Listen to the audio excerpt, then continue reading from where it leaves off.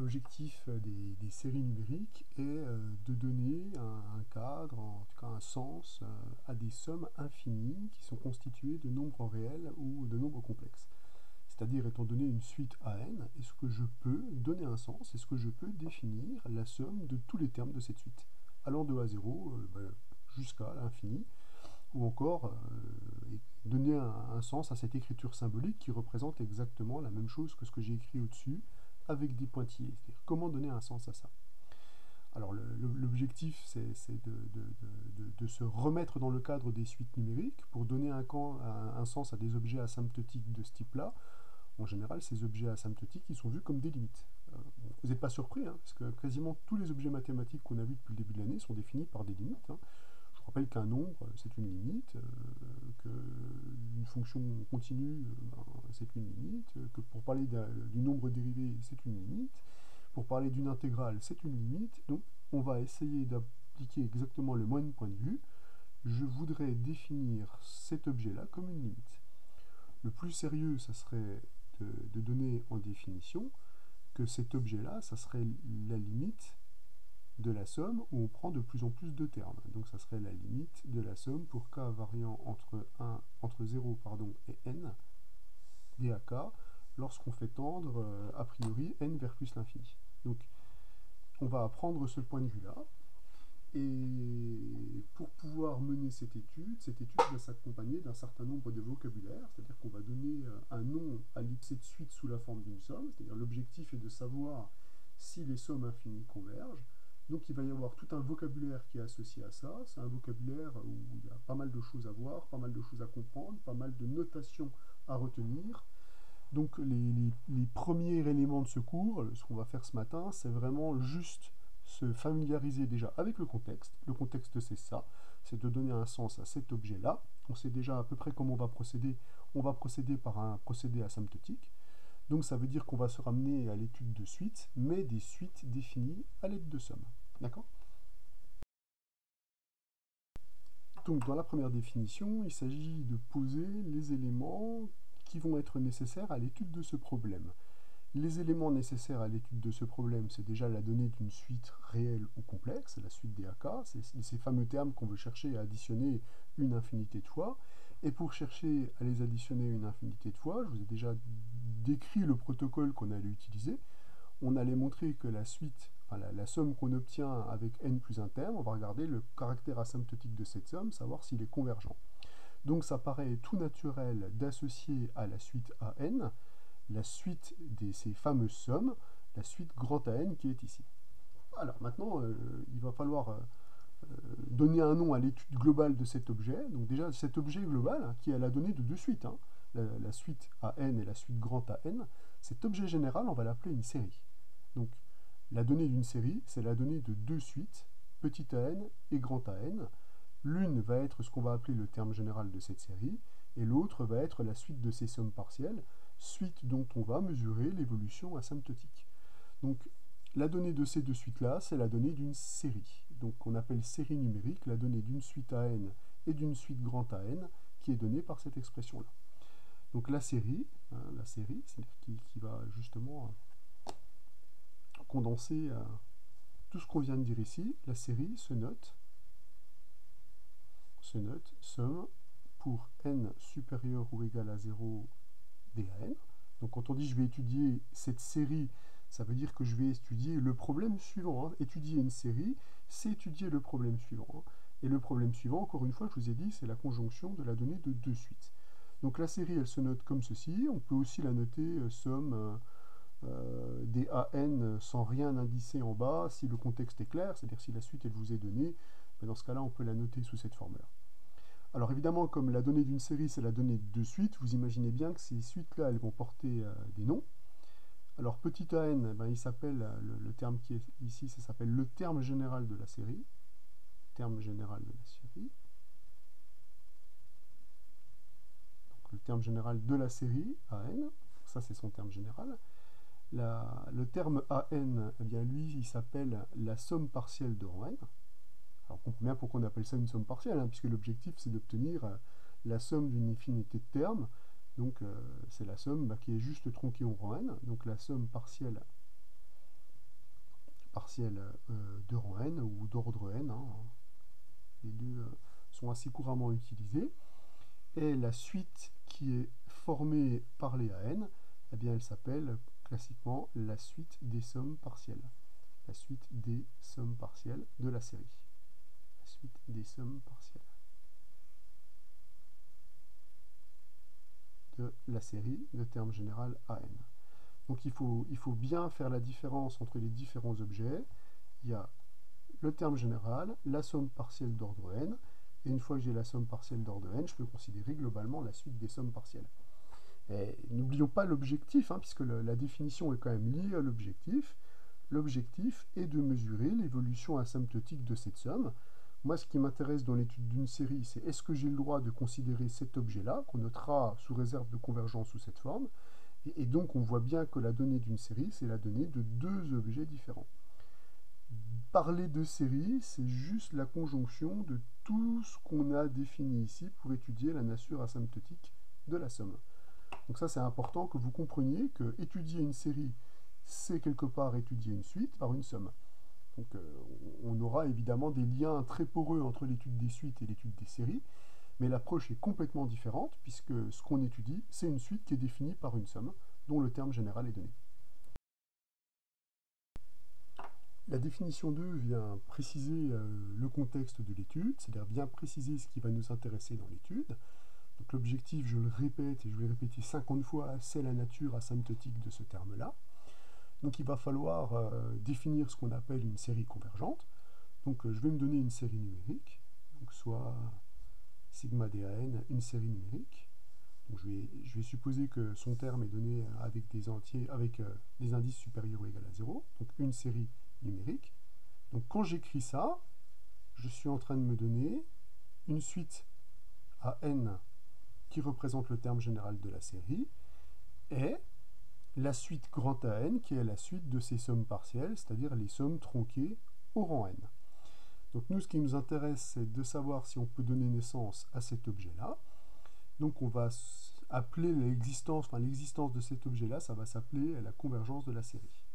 Donc on dira que la série de terme général AN est une série convergente. Donc moi je vais le scinder toujours en disant CV, hein, converge, lorsque, c'est la définition, cette série converge, lorsque la suite de ces sommes partielles converge. Donc la convergence de la série, c'est la convergence de la somme des suites quand les indices varient entre 0 et n. Voilà, donc ça, c'est le premier point.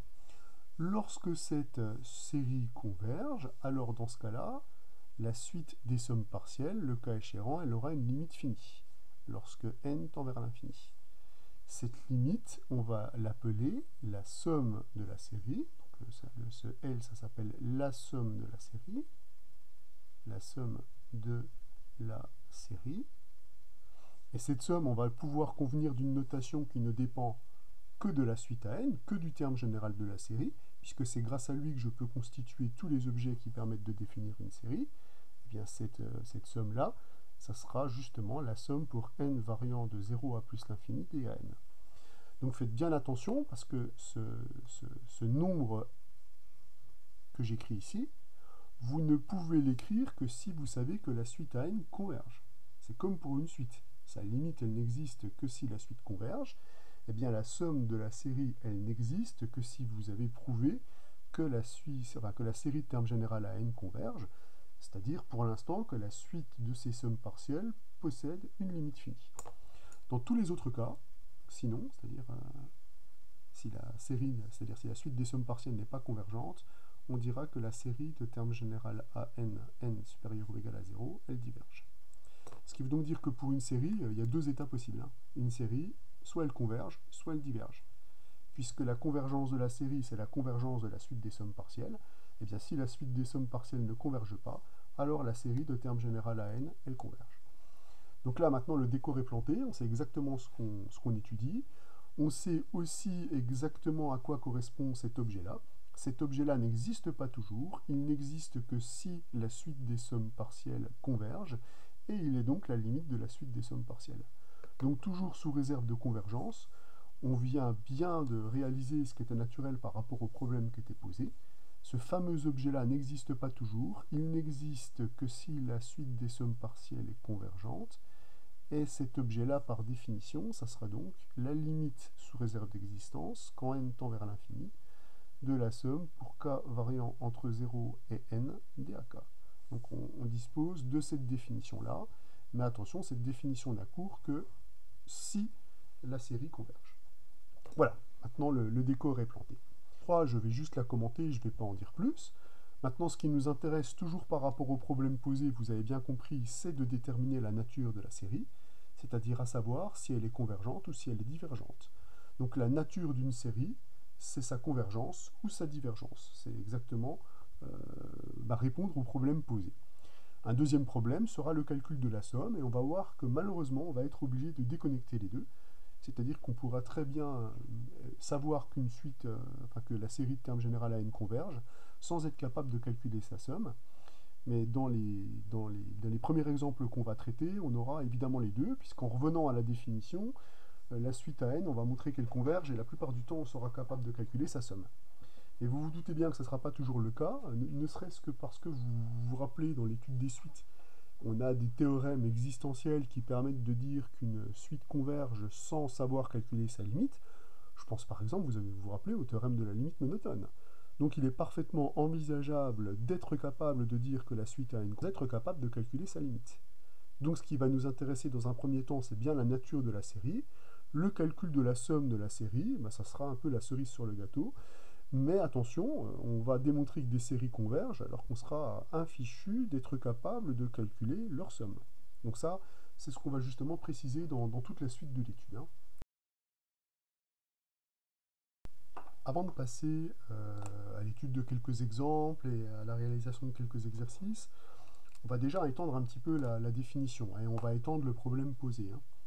Si le problème posé, c'est étant donné une suite, mais qui n'est définie qu'à partir d'un certain rang, l'étude du problème posé, ça serait aussi d'étudier si cette suite-là, avec des pointillés, évidemment a un sens. Donc évidemment, on va parler de séries numériques aussi pour des suites qui sont indicées simplement à partir d'un certain rang.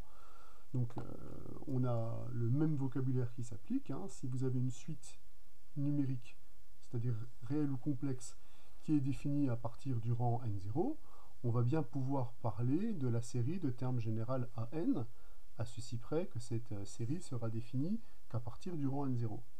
Le vocabulaire est par contre strictement le même. AN, c'est toujours le terme général de la série, sauf qu'il n'est pas défini pour tout entier naturel, il est défini qu'à partir du rang n0. La plus grosse différence, elle se fait sur la suite des sommes partielles. La suite des sommes partielles, elle ne sera définie que à partir de n0, comme pour le terme général. Et la suite des sommes partielles, ça sera donc la somme pour k variant entre n0 et n dAk, puisque l'objectif c'est de donner naissance à cette somme infinie. Donc on parlera aussi bien de cette série-là, avec le même vocabulaire qui doit associer. Ce grand AN, c'est toujours la somme partielle d'ordre n de la série de termes général à n, et la suite grand AN, on appellera toujours ça la suite des sommes partielles. Convergence se pose de la même façon. La série sera convergente, cette série-là sera convergente, si et seulement si la suite de ces sommes partielles converge. Donc c'est exactement la même problématique, sauf qu'au lieu d'avoir une suite qui commence à des indices à 0, on aura des indices qui commencent à n0, mais les définitions sont rigoureusement les mêmes. La différence, c'est que la somme de la série, ça sera simplement la somme pour n variant de 0 à plus l'infini des AN. Et comme dans la définition numéro 2, cette somme n'existe que si la série converge. Donc attention à ne pas écrire ce nombre-là, puisque ceci est un nombre réel ou complexe, lorsque vous n'avez pas et encore établi que la série converge. Donc il n'existe que si la série, somme pour n supérieur ou égal à n0 DAN, converge. Donc je vous mets encore une fois en garde que ça désigne la série, ça désigne la problématique qu'on est en train d'étudier, et ça désigne la somme de la série, une fois qu'on a montré que la série de termes général à n converge, donc une fois qu'on a montré que la suite des sommes partielles est convergente. Alors, comme premier exemple, on va étudier la nature de la série de termes général 1 sur 2 puissance n. C'est comme ça qu'on lit cette phrase.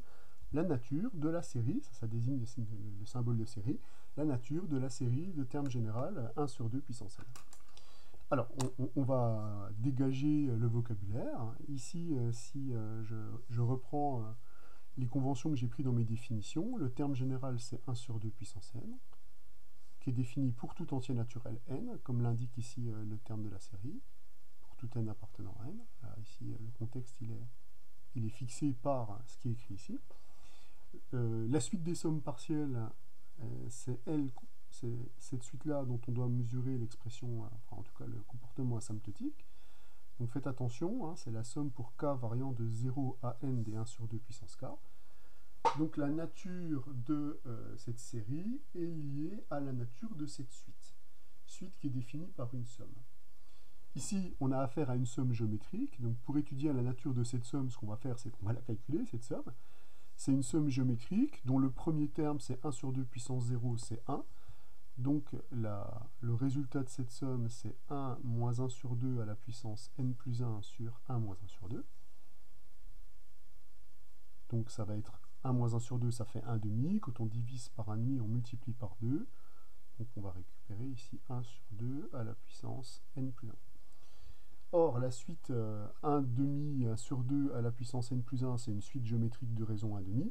Cette suite, elle converge donc vers 0. Donc la parenthèse, comme somme de suites convergentes, va converger vers 1. Et quand vous multipliez une suite convergente vers 1 par 2, vous obtenez une suite qui converge vers 2.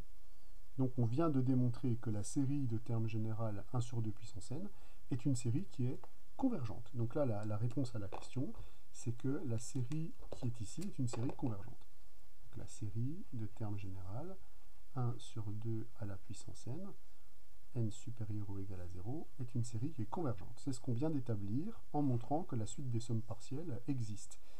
Et, comme on a calculé la limite de la suite des sommes partielles, on a été capable de calculer ce qu'on appelle la somme de la série. Et sa somme vaut, eh bien c'est la somme pour n variant entre 0 et plus l'infini, des 1 sur 2 à la puissance n. Donc ceci, j'ai le droit de l'écrire parce qu'on a démontré que la série était convergente. Et cette somme de série, c'est la limite de la suite des sommes partielles, c'est donc 2. Donc voilà le premier exemple, nature géométrique. On va faire un deuxième exemple. Justement, où je vais vous demander la nature d'une autre série numérique. Hein. Vous allez reconnaître quelque chose qu'on a déjà fait. Hein. Imaginons que je vous demande de déterminer la nature de la série des 1 sur n carré quand n est supérieur ou égal à 1. On va voir que ce type de série, on va beaucoup les étudier, on va appeler ça des séries de Riemann. Donc moi, je vous demande la nature de cette série. Donc, est-ce que cette série est convergente? Est-ce que cette série est divergente? Alors, pareil, fixons les choses. Là, le terme général de la série, c'est 1 sur n au carré. Donc ça, c'est si n appartient à n étoiles. Donc voilà le terme général. La suite de ces sommes partielles, c'est la somme pour k variant de... Alors attention, on commence à 1 ici, hein, on est dans l'extension de la définition. Donc c'est la somme pour k variant de 1 à n des 1 sur k carré. Alors pour déterminer la nature de cette suite-là, puisque la nature de la série, c'est la nature de cette suite, alors là, on doit soit calculer la somme si c'est possible, soit envisager des techniques de majoration, minoration, ou d'essayer de voir comment représenter ce terme 1 sur k carré pour pouvoir mesurer le comportement asymptotique. Alors, bon. Ah ben non, il y a d'autres procédés pour ça. Comment on pourrait procéder? Regardez, on pourrait simplement dire, mais ça c'est une somme de termes positifs, donc cette suite, elle pourrait très bien être monotone. Si elle est monotone et bornée, elle sera convergente, ça dépendra de sa monotonie. Donc là, effectivement, clore cette somme, ça paraît impensable. On en a déjà parlé hein, de cette somme-là, on sait qu'on ne peut pas la clore. Donc on va utiliser des procédés existentiels pour pouvoir démontrer que la limite de cette suite existe. Donc procédé existentiel, ben, c'est étudier déjà la monotonie de cette suite. On va calculer sa dérivée discrète là. Hop. Donc on va récupérer que sa dérivée c'est 1 sur n plus 1 au carré, donc qui est un terme qui est strictement positif. Donc la suite an, elle est strictement croissante. Le théorème de la limite monotone nous indique donc que cette suite, elle converge si et seulement si elle est majorée. Donc on va chercher à majorer cette suite. Alors, majorer une somme qu'on ne sait pas calculer, c'est majorer son terme général. Donc on va chercher à majorer son terme général. Donc là, il y a encore une fois plusieurs situations qu'on peut envisager. Majorer son terme général, évidemment, il faut essayer de le faire par un terme qu'on contrôle, qu'on sait parfaitement calculer. Donc pour majorer son terme général, je vois deux choses possibles. Soit j'essaye de faire apparaître le terme général d'une somme que je sais calculer, typiquement une somme télescopique. Pour ça, il faudrait probablement faire intervenir des indices du style k, k plus 1 ou k, k moins 1, tout dépend. Ou alors, il faut réécrire ce terme-là sous une autre forme, le comparer sous une autre forme. Moi, j'aime bien l'idée télescopique parce que ici, on va voir apparaître un produit de facteurs positifs au dénominateur. Donc, pour pouvoir obtenir un nombre plus grand, il suffit de minorer, d'obtenir des nombres plus petits, minorer le dénominateur, tout en restant positif. Donc, pour minorer ça et pour avoir un décalage télescopique, il suffit de remplacer l'un des facteurs, on en décale juste un par k-1. Alors évidemment, on s'aperçoit tout de suite que ça ne sera pas valable pour tout cas, mais bon, c'est pas grave, cette somme, on peut la casser en morceaux et obtenir une majoration qui est valable juste pour k suffisamment grand. Là maintenant, on va utiliser une technique qu'on avait vue dans le calcul d'intégrale, en disant, quand on veut casser ce terme-là en deux, il suffit d'écrire le numérateur à l'aide des facteurs qui sont au dénominateur. Donc là, on ne va pas se fatiguer beaucoup, puisque justement ces facteurs sont justement distants de 1. Donc en calculant k moins k moins 1, on récupère justement le numérateur comme combinaison linéaire des facteurs du dénominateur. Et cette expression-là va nous donner immédiatement une expression télescopique. Donc voilà la bonne façon ici de procéder. Alors cette relation, évidemment, et les majorations qu'on a faites ici ne seront valables que si k est supérieur ou égal à 2, bien évidemment. Donc, si je somme pour k variant entre 2 et n les inégalités que j'ai obtenues ici, on va récupérer que la somme des 1 sur k carré est majorée par, donc, le plus petit indice avec le plus petit indice 1, le plus grand indice avec le plus grand indice, on va récupérer ici 1 sur n carré. Pour obtenir la majoration complète de la suite des sommes partielles, il faut encore rajouter le terme pour k égale 1. Donc on va obtenir notre majoration par 2 moins 1 sur n carré. Ce nombre-là étant positif, on peut bien majorer cette expression-là par 2, et cette majoration, elle est valable, quel que soit n, supérieur ou égal à 2. Si on fait un bilan, on vient de démontrer que la suite des sommes partielles, elle est croissante et elle est majorée par 2. On vient de démontrer que la suite AN est une suite qui est convergente. Et si la suite des sommes partielles est convergente, ça veut dire que la série, elle est convergente. Donc que la série de termes général 1 sur n carré est une série qui est bien convergente. Alors par contre, le protocole qu'on a utilisé ne nous permettra pas de calculer sa somme. On sait que la somme de la série, qui est la limite de la suite des sommes partielles, elle est inférieure ou égale à 2. Donc là, la seule chose qu'on peut dire après application du théorème de la limite monotone, c'est que la somme pour n variant de 1 à l'infini des 1 sur n carré est un terme qui est inférieur ou égal à 2. Déjà, cette somme-là, on a le droit de l'écrire parce qu'on a bien démontré que la suite des sommes partielles était convergente. Et on a obtenu simplement une majoration de cette somme. Alors je vous l'avais dit, cette somme-là, en fait, elle vaut pi carré sur 6. Donc effectivement, le procédé qu'on a utilisé ici, il ne nous permet vraiment pas de calculer la somme de cette série. Alors afin de bien comprendre tout le vocabulaire qui est associé aux séries numériques, on va commencer par, on va continuer le cours en faisant 4 exercices où on va étudier la nature de 4 séries numériques. Donc dans le premier exercice, il s'agit de déterminer la nature de la série dont le terme général est n sur factoriel n plus 1. Donc déjà, on va bien identifier quel est le terme général. Le terme général, c'est n sur factoriel n plus 1. Ce terme général est indiqué comme étant défini pour tout n appartenant à n, puisqu'on vous dit que la série est considérée avec des entiers qui sont des entiers naturels. Donc le terme général qui est bien défini pour tout entier naturel n. Et l'objectif est de savoir si cette série est convergente. Donc on revient à la définition. La convergence d'une série, c'est la convergence de la suite de ses sommes partielles. Donc on va immédiatement indiquer quelle est la suite de ces sommes partielles. Donc attention avec la variable muette et la variable fixée. La suite de ces sommes partielles, c'est donc la somme pour k variant de 0 à n des ak, c'est-à-dire de k sur factoriel k plus 1. Donc nous devons savoir si la suite de, ces sommes partielles est convergente ou divergente. Bon, alors, sans calculer la somme, ça paraît difficile de maîtriser le comportement asymptotique de la suite à grand AN, donc de la suite des sommes partielles. Donc il va falloir regarder déjà les choses les plus simples, c'est est-ce qu'on est capable de calculer cette somme. Alors cette somme, elle fait intervenir a priori un quotient donc du facteur k sur le factoriel k plus 1. On voit mal comment des sommes géométriques, des sommes issues de la formule du binôme ou des sommes d'entiers, puisque ici on a affaire à des fractions. Donc une fois qu'on a éliminé tous ces cas-là, on n'a plus qu'un seul cas possible, les sommes télescopiques. Donc on va a priori essayer de faire apparaître au numérateur un facteur du terme qui est au dénominateur. Hein, c'est ce qu'on essaye de faire en général quand on veut éclater des termes. On fait apparaître au numérateur, par exemple, le dernier facteur de ce produit-là. Comme ici, vous avez le produit de tous les entiers entre 1 et k plus 1, eh bien, on va appliquer notre théorème belge pour faire apparaître le facteur k plus 1 au numérateur et provoquer sa simplification.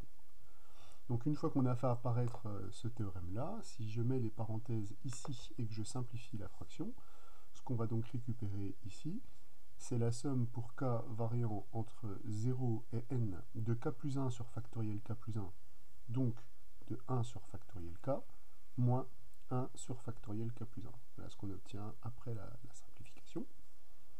On est bien ramené dans le cadre d'une somme télescopique, puisque si vous appelez ce terme-là bk, vous avez la somme des bk moins bk plus 1. Donc on sait que le protocole dans ce cas-là, c'est de récupérer le plus petit indice avec le plus petit indice, donc 1 sur factoriel 0, moins 1 sur factoriel n plus 1. Voilà le calcul de la somme. Comme factoriel 0, par définition, ça vaut 1, on a réussi à clore la somme partielle de rang n de notre série. Bon, pour l'heure, il est facile de savoir si cette série est convergente. Cette série est convergente si et seulement si la suite AN converge, donc si et seulement si cette suite converge. Or, on vient maintenant de démontrer que la suite AN s'écrit comme la somme de deux suites convergentes, la suite constante égale à 1 qui converge vers 1, et la suite 1 sur factoriel n plus 1 qui converge vers 0. Moralité, la série converge, donc la série de termes général AN converge. Donc là je parle de la série, vous avez vu, j'ai employé convergente, hein, j'ai employé la notation pour la série, et la somme de la série, donc attention, c'est plus la même notation quand on désigne la limite de la suite des sommes partielles, la somme pour n variant de 0 à plus l'infini d à n est égale à 1. Voilà, donc on a complètement déterminé la somme de la série et la convergence de la série. Pour l'exercice 2, l'énoncé est à peu près équivalent. Il s'agit de déterminer la nature d'une série numérique. La différence, c'est que cette fois-ci, cette série, elle est donnée par son terme général. Donc on connaît son terme général. Je vous fais remarquer qu'a priori, n appartient à une étoile, donc on n'est quand même pas tout à fait dans les mêmes conditions que tout à l'heure. Alors néanmoins, pour étudier cette série, on sait que la convergence d'une série, c'est la convergence de la suite de ses sommes partielles. Donc on va écrire déjà la somme partielle de rang n attachée à cette série. Alors, faites attention hein, ici, parce que l'indice doit commencer à 1, étant donné que le terme général, les premières valeurs, c'est pour 1. Donc la somme partielle de rang n, c'est la somme pour k variant de 1 à n des ak. Donc ici, il faut aussi faire attention à l'indice, hein, ça c'est une faute classique, de bien utiliser l'indice de la variable muette de la somme. Donc de sinus de 1 sur 2 à la puissance k plus 1, 3 sur 2 à la puissance k plus 1. Donc il s'agit de déterminer la nature de la suite qui est définie par cette somme. Alors on est face au même problème que tout à l'heure. Si on ne sait pas calculer cette somme, j'ai du mal à envisager qu'on puisse déterminer sa limite. Donc il va falloir regarder encore une fois, passer en revue tout ce qu'on peut envisager pour calculer cette somme. Alors somme trigo, ça paraît peu envisageable déjà parce que j'ai un produit, donc ça sera déjà un premier problème. Les sommes issues du binôme, on n'y pense même pas. Les sommes géométriques, ça paraît pas possible puisque les deux termes géométriques, même s'il y en a, ils sont confinés dans sinus et cosinus. Donc on pourrait encore imaginer peut-être une somme télescopique là-dessous, hein. Donc le principal problème pour la somme télescopique, c'est que la somme est constituée de facteurs qui sont des produits, hein. Donc les produits vont quand même mal avec les sommes. En général, on a plutôt coutume de dire que les sommes vont avec les sommes et les produits avec les produits, hein. Donc le premier problème à résoudre, c'est le problème qui est posé par le produit de sinus et cosinus.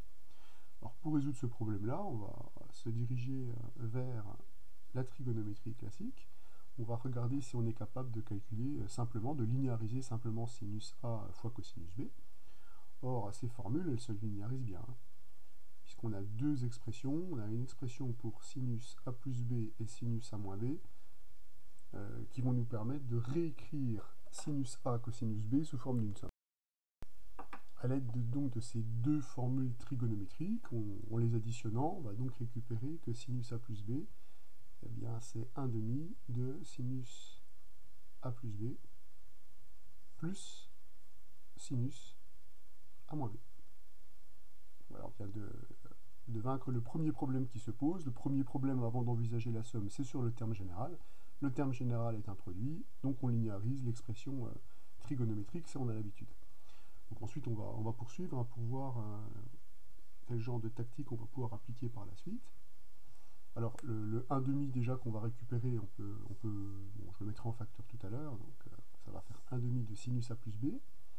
Alors ici sinus A plus B, c'est sinus de 4 sur 2 à la puissance k plus 1. Donc là on s'aperçoit que ça se passe pas trop mal, puisque le terme qui est au numérateur est une puissance de 2, plus le sinus de A moins B. Quand on calcule A moins B, on va récupérer moins 2 sur 2 à la puissance k plus 1. Ce qui nous permet d'isoler les termes géométriques, mais ça sera deux termes géométriques un peu plus simples que ceux qui étaient au-dessus. On peut factoriser le terme 1,5 puisque ce terme-là ne dépend pas de k. Et par contre, je vais laisser les deux autres termes dans la somme pour voir ce que devient le signe moins qui est ici. Donc on va récupérer sinus de 1 sur 2 à la puissance k-1, après simplification de 2 puissance 2 ici. Alors par imparité de sinus, j'ai un facteur moins qui sort, donc on va récupérer sinus de 1 sur 2 à la puissance k. Donc là, on n'aura probablement pas affaire à une somme trigonométrique, clairement, hein. Et oui, on reconnaît tout de suite une somme télescopique, puisque si vous appelez ce terme-là CK, là vous voyez que le terme qui est ici, c'est le terme CK-1. Donc cette somme télescopique, on peut la clore facilement. On va récupérer 1,5. Le plus petit va avec le plus petit, donc on va récupérer ici sinus de 1 sur 2 à la puissance 0, moins le plus grand avec le plus grand, sinus de 1 sur 2 à la puissance n. Donc, comme sinus de 1 sur 2 puissance 0, c'est sinus de 1, on va récupérer 1,5 de sinus de 1, et en développant, moins 1,5 de sinus de 1 sur 2 à la puissance n. Ça y est, on vient de clore la suite des sommes partielles, la suite à n. Donc calculer sa limite, normalement, ça devrait se faire simplement en utilisant des opérations sur les suites convergentes ou éventuellement par technique d'équivalent usuel. Bon, ici, on ne va même pas envisager les équivalents, puisque la suite 1 sur 2 puissance n est une suite géométrique qui converge vers 0. Comme le sinus est continu, sinus 1 sur 2 puissance n est une suite qui tend vers 0. Donc c'était le seul terme qui dépendait de n, et son sort asymptotique, il est assez facile à régler. Ça, c'est la continuité de sinus qui permet de dire ça, et le sinus en 0 étant égal à 0. On récupère donc la suite AN est une suite qui est convergente, puisque c'est une somme de suites convergentes, et sa limite sera donc 1,5 de sinus de 1. On peut donc bien affirmer que la série de termes générales AN converge, qu'on peut conclure à la convergence de cette série. Donc on va dire ici que le premier indice il est supérieur ou égal à 1. Donc cette série converge, et comme la série converge, je peux donner naissance à sa somme. La somme existe, et la somme pour n variant de 1 à plus l'infini d à n, eh bien on vient de démontrer que c'est la moitié de sinus de 1. Ça achève le deuxième exercice. Alors l'exercice suivant est volontairement plus abstrait, mais c'est le même thème, hein. On vous donne une suite de nombres complexes. On suppose qu'une suite qui est associée converge vers L, hein, c'est une suite de produits, et on doit montrer que la série de termes général Bn, où n est définie à partir de 1, donc ce terme général, la série d'ayant ce terme général est convergente et calculer sa somme. Bon. Alors, pour réaliser cet exercice, on va procéder comme l'indique la définition et comme on l'a fait dans les deux précédents. Une fois qu'on a identifié le terme général de cette série, on va immédiatement écrire la suite de ces sommes partielles. La suite de ces sommes partielles, c'est la somme pour, ici, k variant entre 1 et n de bk. Alors bk, c'est le quotient de ak sur le produit de termes consécutifs. Alors déjà, en voyant qu'au dénominateur, j'ai le produit de termes consécutifs, tous les termes produits de A1 jusqu'à AK, on imagine déjà des petites choses pour clore cette somme, puisque à n'en pas douter, ça sera exactement les mêmes idées qu'on va employer que précédemment. L'objectif va être de clore cette somme. Comme cette somme elle est très multiplicative et elle est constituée essentiellement de produits, l'idée, ça va être de voir si on n'est pas capable de déterminer, d'exprimer le terme général sous la forme d'une somme. Donc on va déjà écrire ce terme général et on va réfléchir à comment procéder pour pouvoir l'écrire sous forme de somme, puisque je vous rappelle que le but du jeu, c'est ici toujours le même, hein, on ne se cache pas, hein, c'est toujours les sommes télescopiques. Donc pour pouvoir éclater ce terme-là sous forme de somme, c'est exactement le même procédé que tout à l'heure, vendu un peu différemment. C'est qu'il faut essayer de faire apparaître au numérateur le dernier facteur qui est au dénominateur.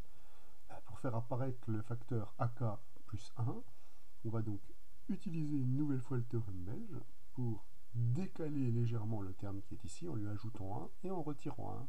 Attention, c'est pas clair ici, hein, mais le plus 1 il n'est pas sur K, hein, il est sur le terme lui-même. Hein.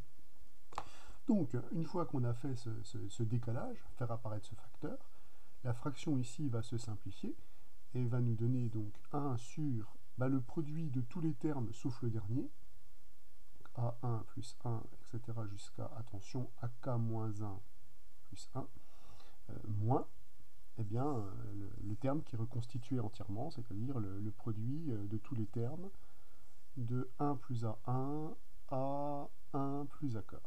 Voilà, donc on va récupérer cette expression-là. Alors, il faut s'interroger sur déjà pour quelle valeur de K on a bien le droit d'écrire ici. Bien pour pouvoir ici décaler en termes et le détruire, il faudra bien faire attention à ce qui se passe au niveau des indices.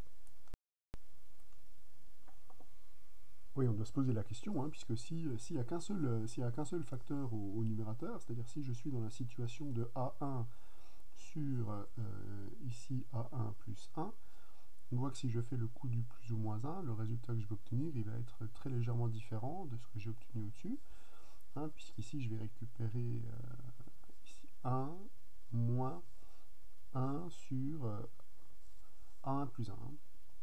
Donc quand on n'a qu'un seul terme ici, quand on le nettoie, on va récupérer a priori juste une fraction qui est constituée de 1 sur 1 et de 1 sur A plus 1. Donc là, ce terme-là, le dénominateur devient 1 lorsque k est égal à 1. Donc il faut bien faire attention au fait que cette formule, on peut l'écrire lorsque k est supérieur ou égal à 2. Et lorsque k est égal à 1, la décomposition qu'on va faire, elle est plutôt de cette forme-là. Donc ça, c'est la difficulté de l'exercice, de bien faire attention aux calculs qu'on a fait et à bien regarder pour quels indices ces calculs sont valables. Du coup, quand on va calculer la somme Bn, on va juste dégager l'expression qu'on a obtenue pour k égale 1. Pour k égale 1, l'expression qu'on a obtenue, c'est lui. Donc on a vu qu'il ne s'écrivait pas tout à fait de la même façon, donc bon, je vais le laisser écrit comme ça.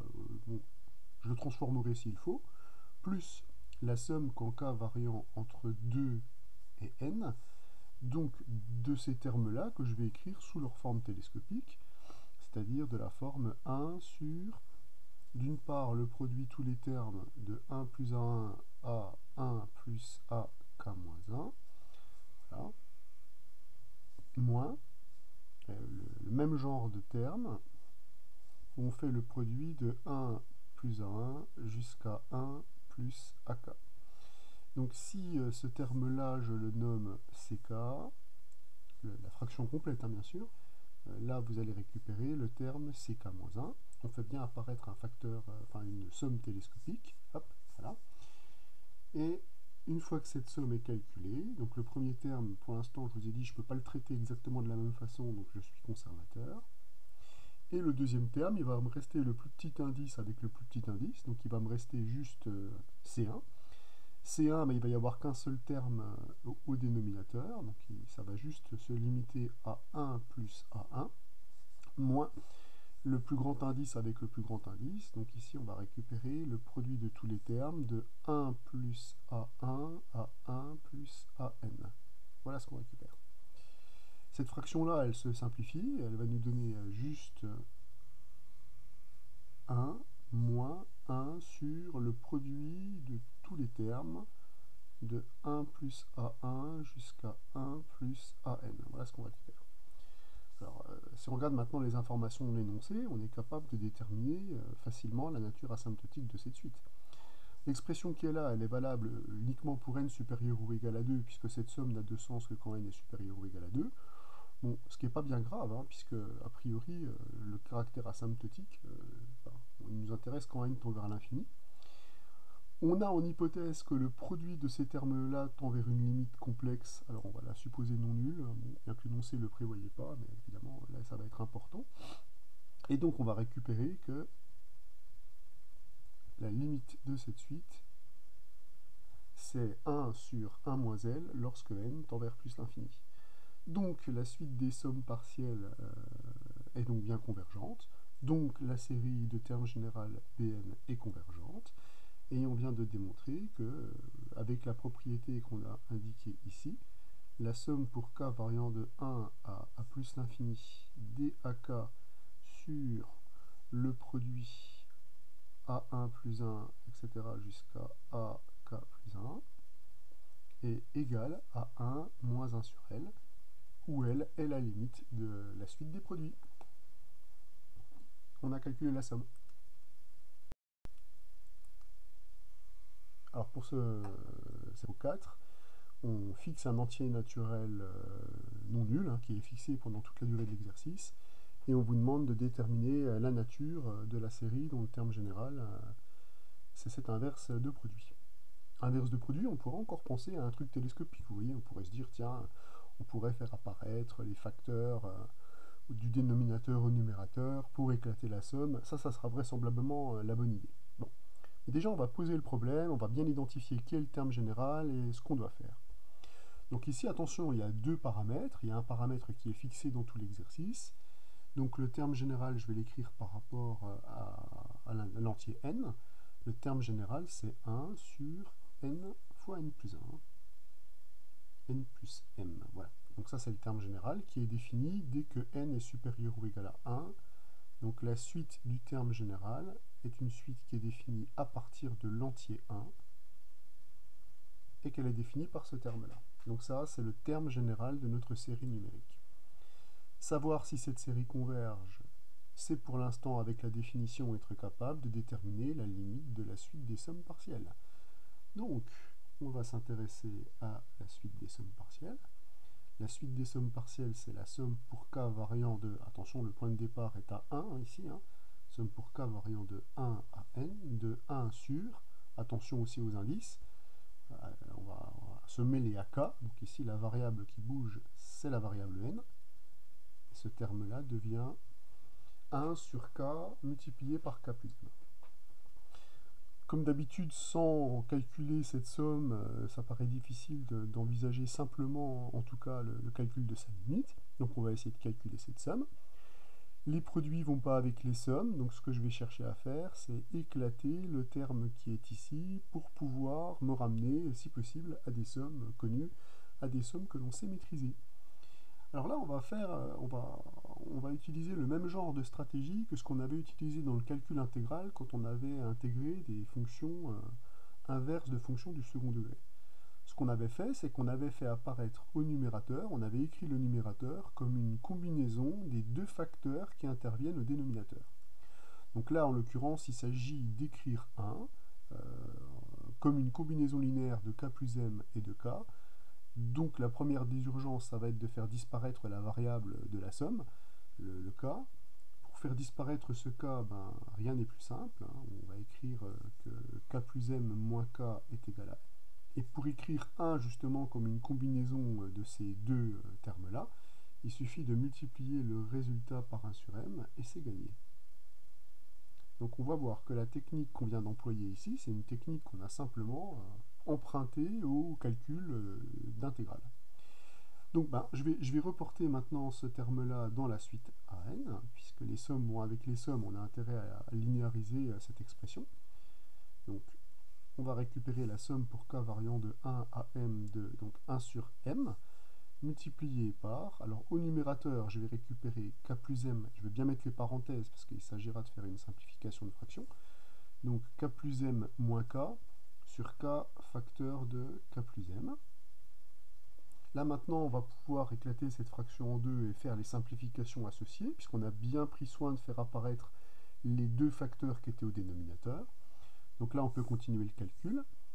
1 sur m ici ne dépendant pas de k, on peut le sortir de la somme. Il faut vraiment être très précis hein, sur les indices, hein. Ça sera une des sources d'erreur non négligeables. K plus m sur k fois k plus m, ben, le facteur k plus m disparaît, et k sur k facteur de k plus m, cette fois-ci c'est le facteur k qui disparaît, donc on récupère une expression de ce type-là. Alors là, malheureusement, on n'est pas sur un décalage télescopique, hein. On n'a pas 1 sur k plus 1, le décalage il est beaucoup plus important. Néanmoins, on peut s'attendre à ce que cette somme se calcule un peu comme une somme télescopique. Alors, ce qu'on va faire pour pouvoir voir comment se calcule cette somme, c'est soit on peut s'amuser à faire des décalages d'indices, soit on s'amuse à écrire les sommes en extension. On fera peut-être les deux. Moi, je trouve que c'est l'occasion de réviser les sommes là, donc on va peut-être s'amuser à faire des décalages d'indices, hein. Donc on va récupérer 1 sur m, multiplié par la somme pour k variant entre 1 et n des 1 sur k. Et ici, on va récupérer donc moins 1 sur m, multiplié par une autre somme. Le problème, c'est que cette somme, son terme général, c'est k plus m et pas k.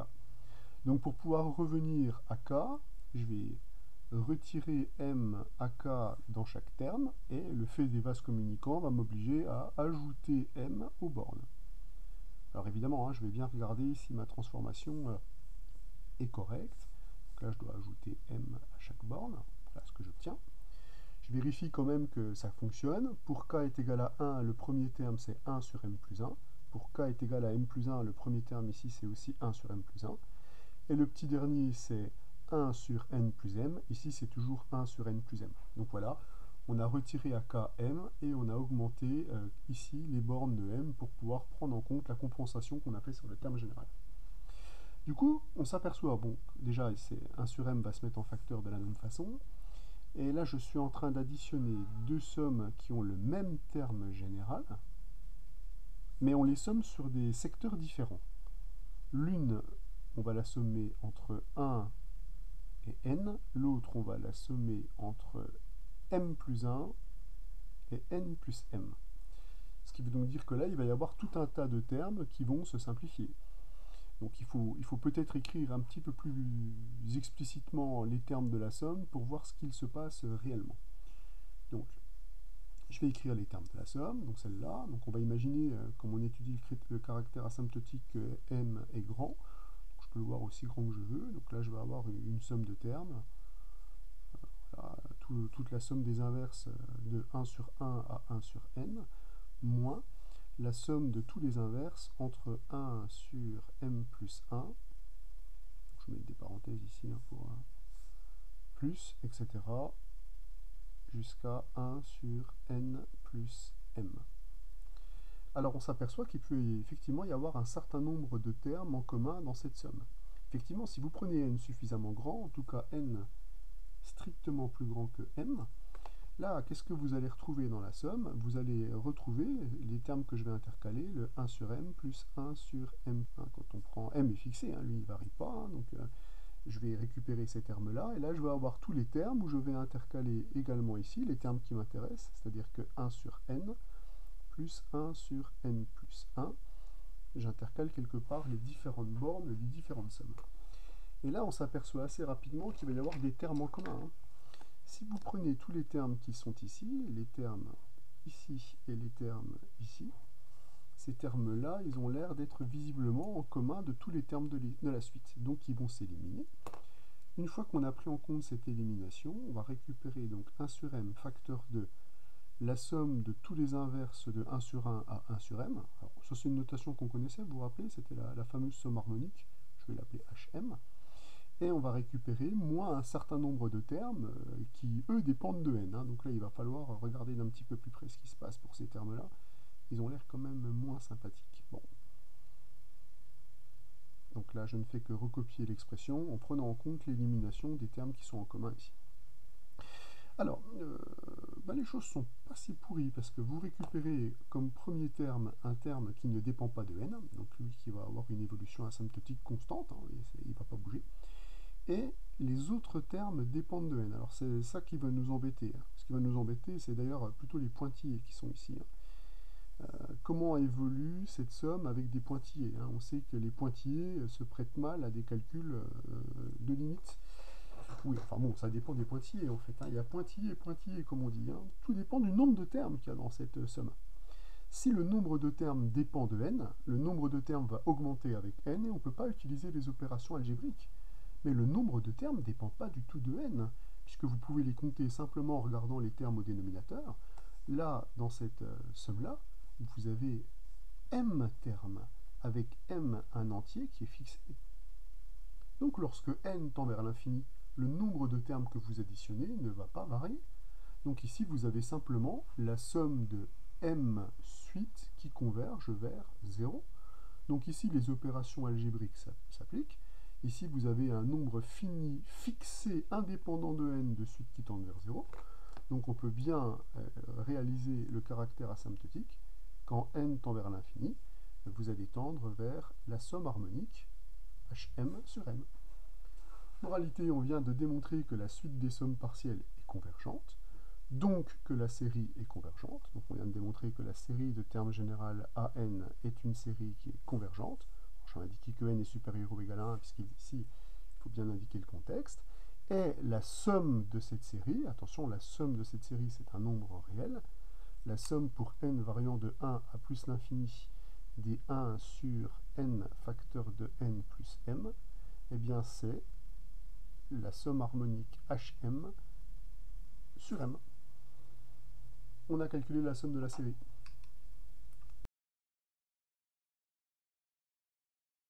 On peut effectuer une petite vérification en regardant le troisième exemple qu'on avait traité, puisque vous vous rappelez, dans le cours, on avait déterminé la convergence et la somme de la série pour n variant de 1 à plus l'infini des 1 sur n fois n plus 1. On avait montré que cette série était convergente, c'était le troisième point des exemples qu'on avait étudiés, et on avait démontré que la somme était égale à 1. On a fait en fait le calcul ici avec grand M est égal à 1. Donc il suffit de regarder si le 1 ici correspond à H1 sur M. H1 c'est la somme des inverses des entiers naturels compris entre 1 et 1. Donc H1 c'est juste 1 sur 1. On récupère donc bien 1 sur 1 divisé par 1, on récupère bien la même somme. Mais le résultat qu'on a obtenu ici nous permet de calculer aussi, de dire déjà que la série de termes général 1 sur n facteur de n plus 2 par exemple est convergente. Et la somme de cette série, c'est donc 1 demi multiplié par h2, c'est-à-dire 1 plus 1 demi.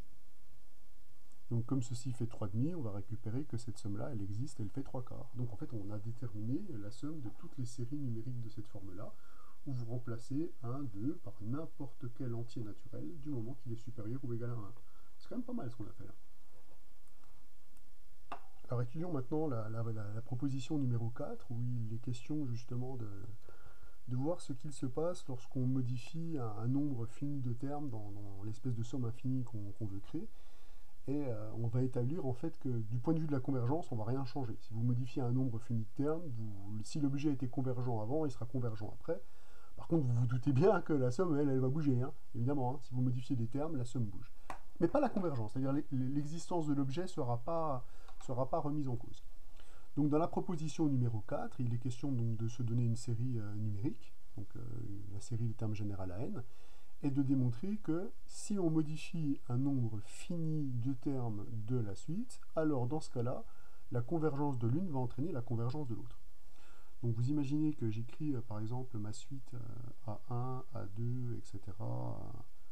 à n, j'écris comme ça les termes à la queue leu, et je modifie certains termes de cette suite pour obtenir une nouvelle suite. Donc la première suite, je vais l'appeler AN, où n appartient à n, et la deuxième, je vais modifier un certain nombre de termes de la suite, c'est-à-dire que, par exemple, pour des indices que je vais appeler N1, N2, etc., NP, qui sont en nombre P que j'ordonne strictement, je vais modifier le terme A1, A2, AN, et ces termes-là, je vais les remplacer par AN1 tilde, etc., jusqu'à ANP tilde.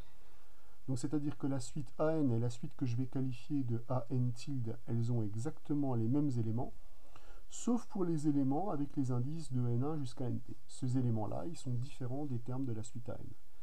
Donc la condition, c'est que quel que soit N appartenant à l'ensemble N1, etc., NP, alors a priori on aura AN qui va être différent de AN tilde, c'est les termes que j'ai modifiés ici. Par contre, quel que soit n appartenant à n, si n n'appartient pas à l'ensemble des indices où j'ai modifié les termes, alors dans ce cas-là, on aura an qui va être égal à an tilde. Donc je vous ai dit, je change juste quelques nombres ici dans la liste des termes de la suite, et ces nombres, je les appelle comme ça. Je vais appeler donc grand AN la suite des sommes partielles pour la suite AN, et grand AN tilde la suite des sommes partielles de la suite AN tilde. Vous vous apercevez immédiatement que si vous prenez un entier n qui est plus grand ou égal au dernier indice pour lequel on va obtenir un terme de la suite différent. Si vous calculez la différence entre la somme partielle AN et la somme tilde, qu'est-ce qui va se passer? Alors si j'écris la somme en extension, je vais récupérer ici A0 plus... Alors à un moment donné, je vais tomber sur AN1, plus à un moment donné, je vais tomber sur AN2, plus à un moment donné, je vais tomber sur ANP, jusqu'à AN. Donc voilà comment j'écris la somme partielle. Bon, je fais apparaître ici les termes qui sont modifiés, et je vais retirer à cette somme-là eh bien, la suite des sommes partielles AN tilde.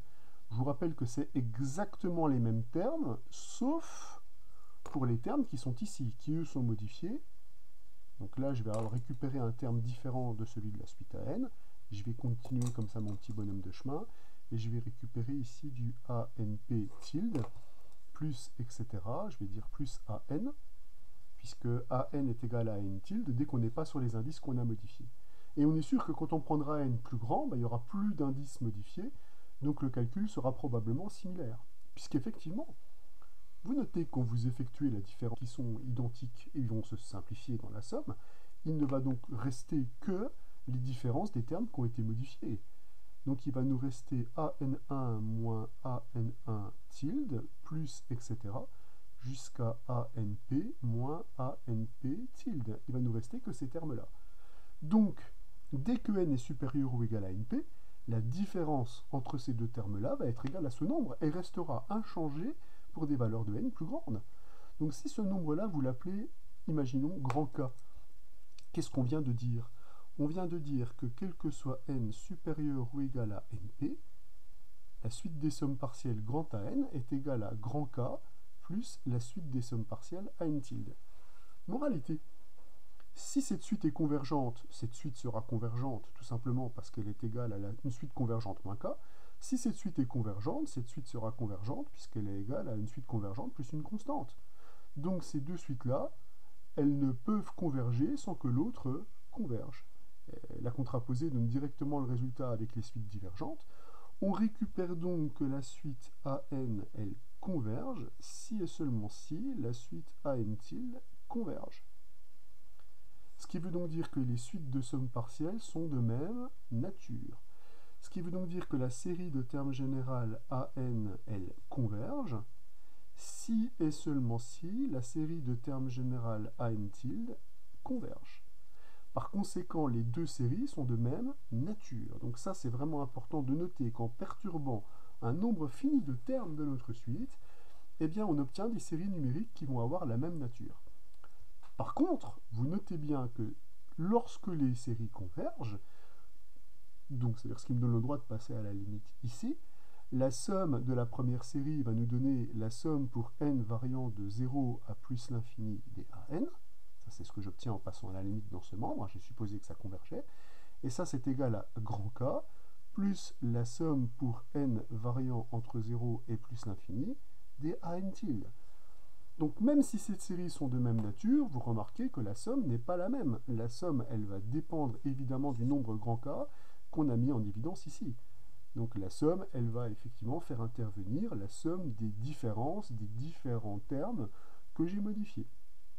Donc la convergence, la même nature, oui, elles sont soit toutes les deux convergentes, soit toutes les deux divergentes. Mais attention, elle, la somme, on a bien vu dans la démonstration qu'elle est altérée par ce terme-là.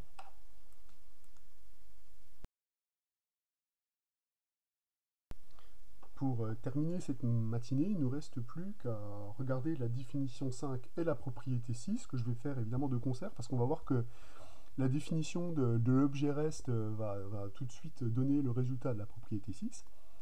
Donc, dans cette définition, il est question de travailler avec une série convergente, hein, c'est-à-dire que j'ai une série de termes général à n dont la suite des sommes partielles est une série convergente. Et l'objectif est, alors, toujours si je fais les choses de façon complètement formelle, hein, donc dire que la série converge, c'est dire que je peux donner naissance quelque part à cette somme avec des pointillés. Là, vous reconnaissez évidemment la suite des sommes partielles à n, hein, c'est-à-dire la somme des n plus 1 premiers termes de la série, ça c'est grand à n. Et moi, je vais m'intéresser à ce qui se passe après. Qu'est-ce qui se passe ici sur les termes qui sont ici? Donc là, on va récupérer an plus 1, etc. jusqu'au terme avec la somme infinie, mais sur les termes d'après. Alors déjà, est-ce qu'un tel objet existe? C'est-à-dire, est-ce que, étant donné une série convergente, est-ce que je peux bien la découper en la somme partielle de rang n et le terme Rn qui est ici? Alors la réponse est évidemment oui. Est évidemment oui, et soit vous le voyez comme une conséquence de la proposition 4, qui nous dit que quand je modifie un nombre fini de termes, je ne modifie pas la nature de la série. Donc effectivement, si je mets tous ces termes à 0, la série que je récupère ici, elle va être également convergente, je ne modifie pas sa nature. Mais là, ce serait un peu fort d'utiliser la proposition 4, puisque à partir du moment où on a dit la série de termes général AN est une série, donc on va dire n supérieur ou égal à 0, est une série qui est convergente, à partir du moment où on a dit ça. On sait bien que la suite des sommes partielles, AN, est une suite qui converge. Qui converge, alors je vais dire vers S, où S, c'est ce qu'on a défini comme étant la somme de la série, c'est-à-dire c'est la somme pour n variant de 0 à plus l'infini d'AN. Donc cette suite-là, elle est convergente. On peut donc parfaitement définir l'objet Rn. Cet objet Rn, on peut simplement le définir comme étant S moins la suite AN. On peut parfaitement définir cet objet-là comme ça, puisque la somme totale, je sais qu'elle existe et qu'elle renvoie le nombre réel ou complexe S. Donc on peut définir le terme restant comme étant ce terme-là. Eh bien, ce nombre-là, il s'appelle le reste de la série. Donc on vient de définir ce qu'on appelle le reste d'une série convergente. Alors la notation usuelle pour ce reste, ce serait quoi? La notation, ça serait de dire que c'est la somme pour k variant de n plus 1 à plus l'infini dak. Et là, vous allez me rétorquer, pour pouvoir écrire cette fameuse somme-là, là il s'agit d'une somme de série, il faudrait tout de même que la série considérée soit convergente. Et là, je reviens à ma proposition numéro 4, qui dit que quand on modifie un nombre fini de termes de ma suite, la convergence de la série de termes général à n entraînera la convergence de la série avec des termes modifiés. Je dis donc que pour n fixé, si je mets tous ces termes égaux à 0, je récupère bien une série convergente, et donc cette somme, elle existe bel et bien en vertu de la proposition numéro 4 et de la définition d'une série convergente. Ce qui veut donc dire que pour une série convergente, on peut parfaitement définir, je dis bien pour une série convergente, la suite Rn comme étant la somme pour k variant de n plus 1 à plus l'infini dak. Cette suite, elle est parfaitement définie, et ce nombre-là, ça s'appelle le reste. Ce nombre-là s'appelle le reste de rang n ou d'ordre n, de rang n. Alors attention, hein, c'est bien de rang n, hein, puisqu'on a, c'est par référence à la suite des sommes partielles, de rang n ou d'ordre n, hein, on dit aussi d'ordre n, de la série de termes général AN. Donc Après la suite des sommes partielles, on vient de définir une nouvelle suite qui est associée à notre série numérique, qui est directement liée à l'étude de son comportement asymptotique. Alors vous voyez que la proposition 6, c'est cadeau, hein. On sait que pour une série convergente, le reste il va automatiquement converger vers 0. Et là, il n'y a quasiment rien à dire, puisque si la série est convergente, la suite à n, on sait qu'elle converge vers sa somme, donc vers S. Donc Rn, quand la série est convergente, elle s'écrit naturellement comme la somme de deux suites convergentes. Une suite constante égale à S, et la suite à n qui converge vers S. Donc dès que la suite est convergente, eh bien, la suite des restes, elle est non seulement bien définie, mais ça va être évidemment une suite qui converge vers 0. Donc on peut bien dire que, sous réserve que la suite soit convergente, que la série soit convergente bien sûr, eh bien la suite des restes est une suite qui sera toujours convergente vers 0. Donc son existence entraîne directement sa convergence vers 0 lorsque n tend vers l'infini.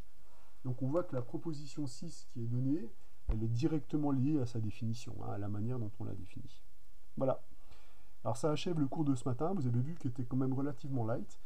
Je vous demande par contre de bien approfondir les exemples et les exercices pour se familiariser avec tout le vocabulaire qui est associé aux séries et de bien vous pencher sur le problème de départ.